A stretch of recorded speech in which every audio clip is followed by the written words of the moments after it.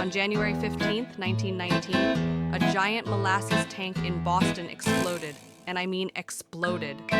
2 million gallons of molasses flooded the streets. It was a sticky mess, literally.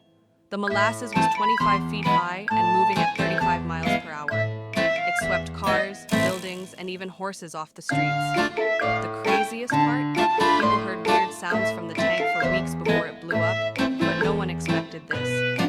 Sadly, 21 people lost their lives, and over 150 were hurt. It took weeks to clean up the mess, and to this day, the Great Molasses Flood remains one of the weirdest disasters in American history. Next time you spill syrup, just be glad it's not a flood.